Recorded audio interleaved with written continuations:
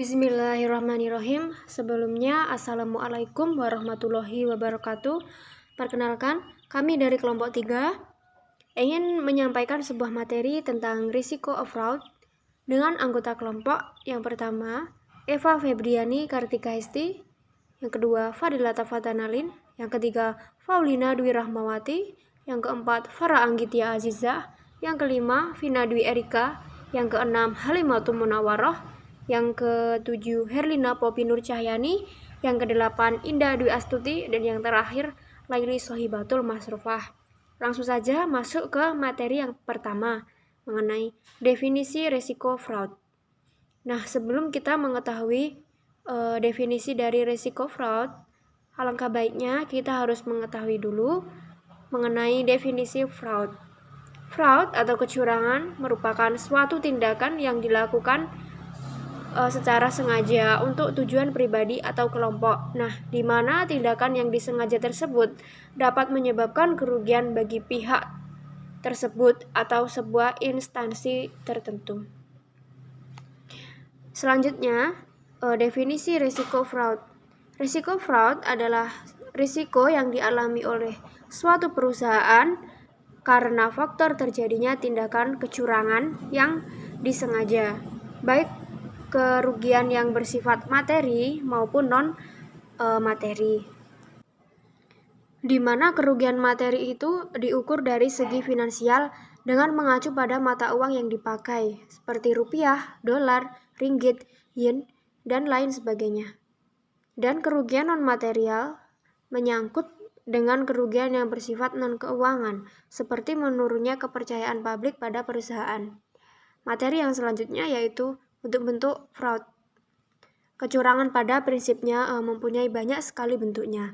Perkembangan fraud adalah sejalan dengan semakin banyaknya aktivitas kehidupan. Untuk mencegah timbulnya kecurangan, maka jalan yang terbaik adalah dengan memahami apa dan bagaimana saja bentuk-bentuk kecurangan itu. Yang pertama, intentional error. Nah, yang dimaksud dengan intentional error itu sebuah kekeliruan yang disengaja, yang bertujuan untuk menguntungkan diri sendiri dalam bentuk window dressing atau merekayasa laporan keuangan supaya lebih terlihat lebih baik. Yang kedua yaitu unintentional error. Yang disebut dengan unintentional error itu merupakan kecurangan yang terjadi secara tidak sengaja atau kesalahan manusiawi. Sebagai contohnya, menjumlah atau menerapkan standar akuntansi yang salah karena kurangnya teliti gitu. Yang ketiga, collusion. Collusion merupakan kecurangan yang dilakukan oleh lebih dari satu orang dengan cara bekerja sama untuk tujuan menguntungkan orang-orang tersebut. Biasanya merugikan perusahaan atau pihak ketiga. Sebagai contohnya itu, di suatu perusahaan terjadi kolusi antara bagian pembelian, bagian gudang, bagian keuangan, dan pemasok dalam pembelian bahan atau barang. Nah, kolusi merupakan bentuk kecurangan yang sulit dideteksi. Walaupun pengendalian intern perusahaan cukup baik, salah satu cara pencegahan yang banyak digunakan adalah dilarangnya pegawai untuk mempunyai hubungan keluarga, seperti suami, istri, adik, kakak, seperti itu untuk bekerja di perusahaan yang sama. Yang keempat, intentional misrepresentation, yaitu memberi saran bahwa sesuatu itu benar, padahal itu salah, oleh seseorang yang mengetahui bahwa hal itu salah. Itu sama saja menjerumuskan orang lain ke hal yang buruk. Yang kelima yaitu negligent misrepresentation. Nah, yang dimaksud dengan negligent misrepresentation itu adalah pernyataan bahwa hal itu salah oleh seseorang yang tidak mempunyai dasar yang kuat untuk menyatakan bahwa hal itu benar. Yang terakhir yaitu employee fraud. Disebut dengan kecurangan yang dilakukan pegawai untuk menguntungkan dirinya sendiri. Nah, hal ini banyak kita jumpai dalam kehidupan sehari-hari, mulai dari office boy yang memainkan bon atau pembelian makanan sampai pegawai yang memasukkan pengeluaran pribadi untuk keluarganya sebagai biaya perusahaan. Yang selanjutnya yaitu karakteristik fraud. Karakteristik fraud ini dibagi menjadi dua golongan. Yang pertama pihak dalam perusahaan dan yang kedua pihak luar perusahaan. Pihak dalam perusahaan ini juga dibagi menjadi dua. Yang pertama manajemen untuk kepentingan perusahaan. yaitu salah satu yang timbul karena kecurangan pelaporan keuangan. Kecurangan ini biasa dilakukan karena adanya dorongan dan ekspektasi terhadap prestasi kerja manajemen. Kecurangan ini disebut juga dengan kecurangan manajemen yang berupa manipulasi, pemalsuan atau pengubahan terhadap catatan akuntansi atau dokumen pendukung yang merupakan sumber penyajian laporan keuangan. Yang kedua yaitu pegawai untuk keuntungan individu, yaitu salah satu yang berupa penyalahgunaan aktiva. Kecurangan ini biasanya disebut dengan kecurangan karyawan. Salah satu kecurangan ini berasal dari penyalahgunaan aktiva yang meliputi penggelapan aktiva perusahaan dan mengakibatkan laporan keuangan ini tidak disajikan sesuai dengan prinsip-prinsip akuntansi yang berlaku. Karakteristik fraud yang kedua yaitu pihak luar perusahaan. Pihak luar perusahaan yaitu pelanggan, mitra usaha, dan pihak asing yang dapat menimbulkan kerugian bagi perusahaan melalui persaingan dalam berbisnis. Yang selanjutnya yaitu mendeteksi fraud. Yang pertama, critical point biaya auditing. Audit titik kritis merupakan suatu teknik di mana melalui pemeriksaan atas catatan pembukuan, gejala suatu manipulasi dapat diidentifikasi.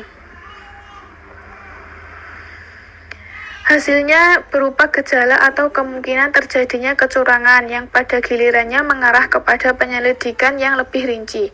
Metode ini dapat digunakan pada setiap perusahaan. Semakin akurat dan komprehensif suatu catatan, maka semakin efektif teknik ini dalam mengetahui gejala kecurangan. Dan yang kedua yaitu job sensitivity analysis. Teknik analisis kepekaan pekerjaan atau analisis sensitivitas kerja didasarkan pada suatu asumsi, yaitu apabila seorang atau sekelompok karyawan bekerja pada posisi tertentu, peluang tindakan negatif apa saja dapat dilakukan. Dengan kata lain, teknik ini merupakan analisis dengan resiko kecurangan dari sudut pelaku potensial, sehingga pencegahan terhadap kemungkinan terjadinya kecurangan dapat dilakukan, misalnya dengan memperketat pengendalian internal pada posisi-posisi yang rawan kecurangan. Selanjutnya yaitu pembahasan mengenai penyebab terjadinya kecurangan atau yang biasa disebut dengan fraud. Ada dua penyebab, yaitu penyebab utama dan penyebab sekunder. Penyebab utama terjadinya kecurangan atau fraud: 1. Adanya penyembunyian oleh pelaku yang tidak terdeteksi oleh orang lain. Dan penyebab yang kedua yaitu adanya kesempatan atau peluang karena pelaku berada di tempat yang tepat dan waktu yang tepat ketika melakukan aksinya, tidak mungkin adanya terdeteksi kecurangannya tersebut. Dan penyebab yang ketiga, adanya sebuah motivasi atau dorongan dari pelaku karena adanya suatu hal atau kebutuhan yang harus terpenuhinya. Dan penyebab yang keempat yaitu adanya daya tarik yang menarik minat pelaku. Dan penyebab kecurangan atau fraud yang kelima yaitu karena adanya kemungkinan keberhasilan ketika pelaku melakukan aksinya tersebut untuk berbuat kecurangan. Itu telah terfikirkan oleh pelaku sebelum melakukan aksinya. Jadi telah dipikirkan bahwa akan melakukan kecurangan dan akan mendapat keberhasilan. Penyebab kecurangan atau fraud yang kedua yaitu penyebab sekunder. 1.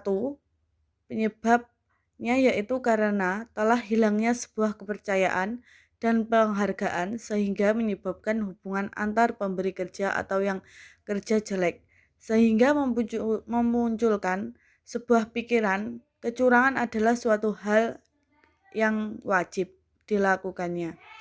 Dan penyebab kecurangan atau fraud sekunder yang kedua yaitu adanya pikiran untuk balas dendam sehingga menyebabkan pelaku berusaha merugikan sebuah perusahaan atau organisasi dengan cara curang tersebut.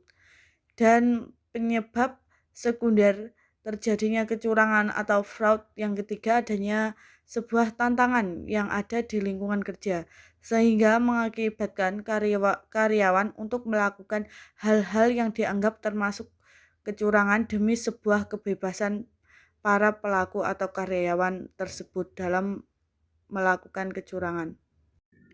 Selanjutnya, pencegahan terjadinya kecurangan atau fraud. Resiko dan tindakan terjadinya fraud sangat berbahaya bagi suatu perusahaan. Jika ini terus dibiarkan, maka akan berdampak besar pada perusahaan tersebut. Ada beberapa saran untuk mencegah terjadinya kecurangan, yaitu 1. Meningkatkan pengendalian internal. 2. Melakukan seleksi pegawai secara ketat.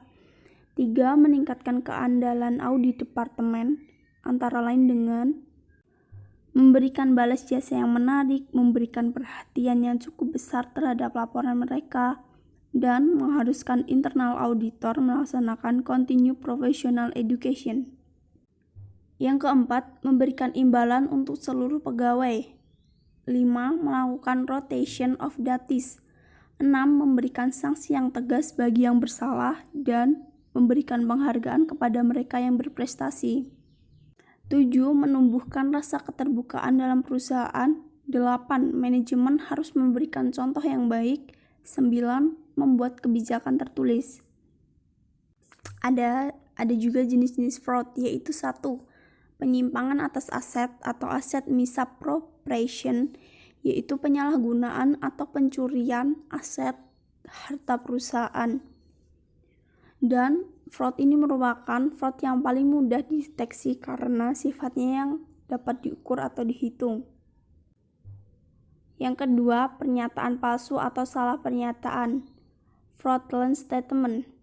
Fraudulent statement merupakan tindakan yang dilakukan oleh pejabat atau eksekutif suatu perusahaan, instansi pemerintah untuk menutupi kondisi keuangan yang sebenarnya, dengan mereka melakukan rekayasa keuangan dalam penyajian laporan keuangannya untuk memperoleh keuntungan, atau mungkin dapat dianalogikakan dengan istilah window dressing.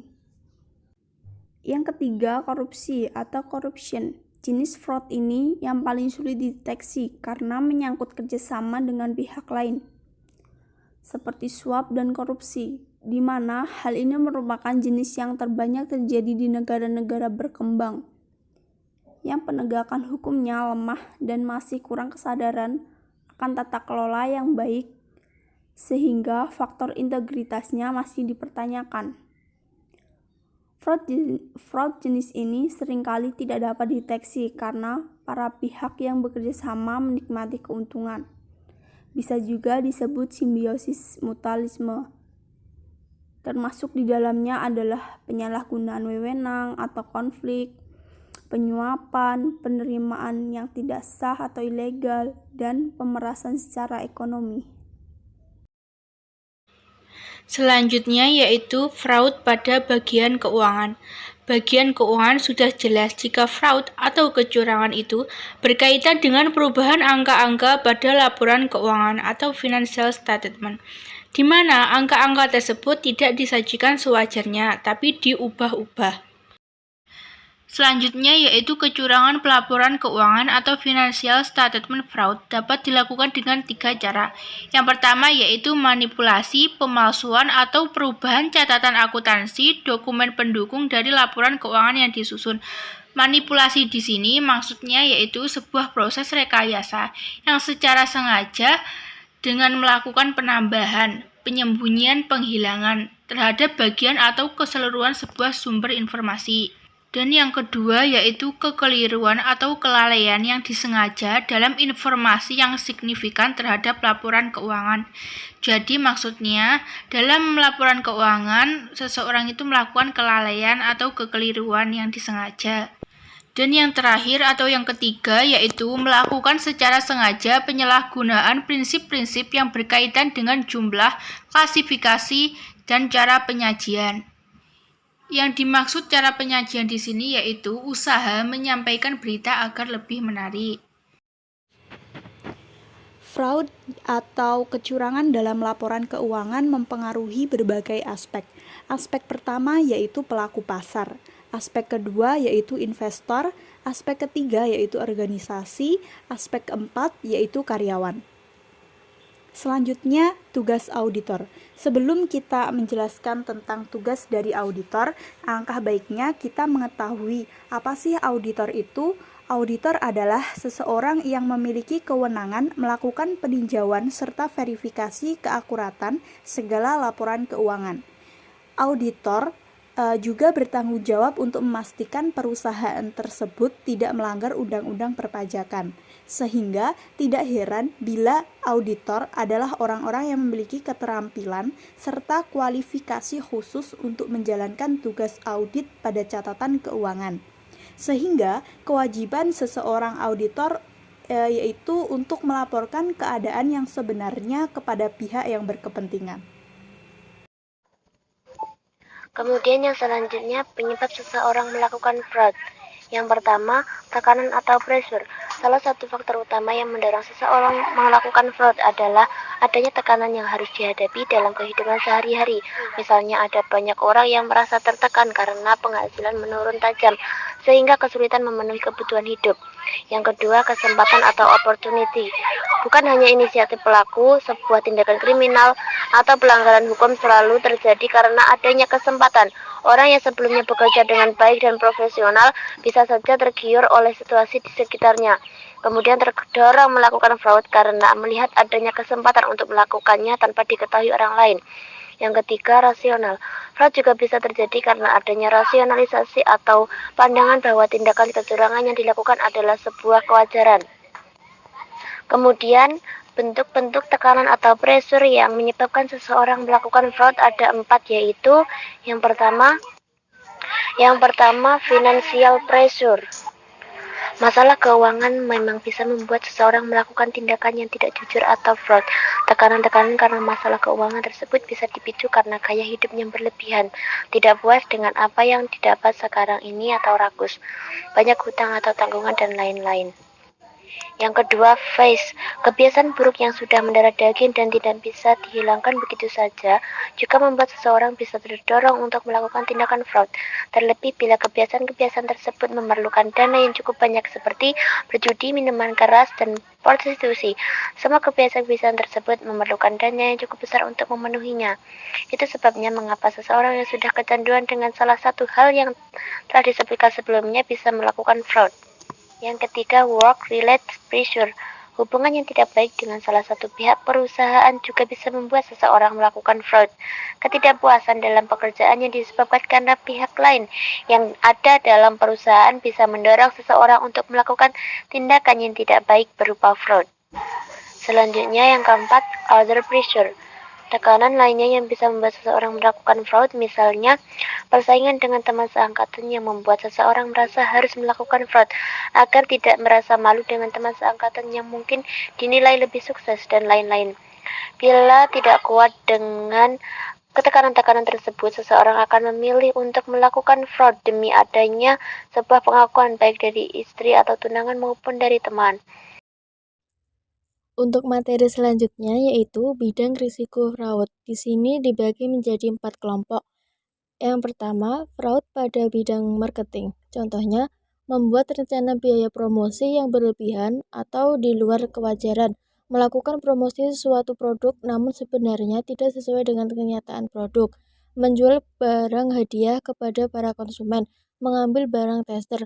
Yang kedua adalah fraud pada bidang laba, yaitu contohnya mencampur produk tertentu dengan jenis lain yang tidak sesuai, membeli bahan baku dengan meminta lebih sebagai bentuk bonus, dan menggunakan merek dagang dari perusahaan lain tanpa sepengetahuan mereka. Yang ketiga adalah fraud pada bidang produksi. Contohnya, membayar gaji karyawan tidak sesuai perjanjian, membuat gelar kesarjanaan fiktif, dan yang terakhir menggunakan fasilitas kantor untuk kepentingan pribadi. Yang keempat adalah fraud di bidang keuangan. Untuk slide selanjutnya yaitu korban fraud atau kecurangan. Di sini terdapat 4 kategori utama korban kecurangan, yaitu yang pertama, pemegang saham. Pemegang saham sering menjadi korban kecurangan manajemen, yaitu manajer berusaha secara palsu meningkatkan laba dan aktiva. Yang kedua, investor. Misalnya, investor mengalami kerugian di pasar modal karena tindakan tindakan pidana yang dilakukan emiten, dan lain-lain. Yang ketiga, perusahaan, baik organisasi komersial maupun pemerintahan, dapat menjadi korban baik kecurangan internal maupun eksternal. Yang terakhir adalah pelanggaran. Selanjutnya adalah kebijakan anti-fraud. Nah, kebijakan ini ditujukan agar sebuah perusahaan memiliki sistem pencegahan terjadinya penggelapan, yang salah satunya terdapat sistem yang meninjau kebijakan di bidang sumber daya manusia atau SDM serta operasional. Nah, kebijakan anti-fraud ini lebih banyak yang menyangkut pegawai. Beberapa kebijakan dan prosedur human resource untuk mengoptimalkan kebijakan fraud ini antara lain, yang pertama adalah kebijakan dan prosedur rekrutmen. Paling kurang itu meliputi proses pengajuan lamaran, seleksi, pelatihan, pengangkatan, sampai dengan penempatannya. Yang selanjutnya adalah kebijakan dan prosedur rotasi, yakni meliputi transparansi, alasan seseorang dirotasi, alasan seseorang ditempatkan, dan lamanya seseorang harus dirotasi. Yang ketiga yaitu kebijakan dan prosedur sanksi, yakni meliputi transparansi equal treatment atau persamaan perlakuan terhadap pegawai yang dikenakan sanksi, dan menonaktifkan sementara seluruh pegawai yang memiliki keterlibatan langsung dengan kasus pembobolan. Nah, biasanya perlakuan yang tidak sama atau tidak adil inilah yang bisa memicu adanya niat pelaku untuk melakukan fraud atau kecurangan. Yang keempat, yakni kebijakan dan prosedur reward pegawai. Paling kurang meliputi transparansi alasan pegawai diberikan reward. Seperti pada prinsipnya setiap orang ingin dihargai atau dihormati atas prestasi yang diperolehnya. Yang kelima adalah kebijakan cuti untuk pegawai. Dalam hal ini tentu perusahaan mempunyai kebijakan untuk melakukan cuti paksa atau mandatory vacation bagi pegawai yang belum pernah mengambil hak cutinya. Yang keenam selanjutnya itu kebijakan dan prosedur renumerasi, paling kurang meliputi transparansi, alasan perubahan renumerasi, dan metode perhitungan renumerasi. Selanjutnya ada kebijakan dan prosedur Know Your Employee atau KYE, paling kurang meliputi profil setiap pegawai berdasarkan level jabatan, unit kerja, dan masa kerja. Karena fraud dapat terjadi pada setiap level atau posisi pegawai. Yang terakhir ada kebijakan dan prosedur whistleblower. Kebijakan dan prosedur ini paling kurang mencangkup seperti jaminan kerahasiaan identitas sang whistleblower dan reward atas tindakan whistleblower. Di dalam akuntansi yang seharusnya aktivitasnya bisa dideteksi oleh proses audit, itu pun masih dapat terjadi kecurangan atau fraud seperti penyimpangan aset, pernyataan palsu, korupsi, dan lain-lain. Nah, oleh karena itu kita perlu mengetahui bagaimana cara mendeteksi kecurangan dalam akuntansi. Yang pertama itu memeriksa jajaran manajerial, karena kasus penggelapan, kecurangan laporan keuangan seringkali melibatkan pihak di jajaran manajerial atau pengambil keputusan. Karena itu, jajaran manajemen harus diselidiki untuk mengetahui tujuan mereka melakukan kecurangan. Yang kedua, adanya keterkaitan dengan pihak eksternal. Nah, salah satunya itu yang sering digunakan dalam melakukan kecurangan adalah dengan memberikan bantuan pada organisasi, baik yang nyata atau fiktif. Untuk itu harus dideteksi adanya hubungan antara organisasi dengan lembaga keuangan organisasi, dengan individu, eksternal auditor, lembaga pemerintahan, atau investor. Yang ketiga itu ada sifat organisasi. Sebuah kecurangan seringkali tidak terendus karena adanya struktur organisasi yang digunakan untuk menyembunyikan kecurangan tersebut.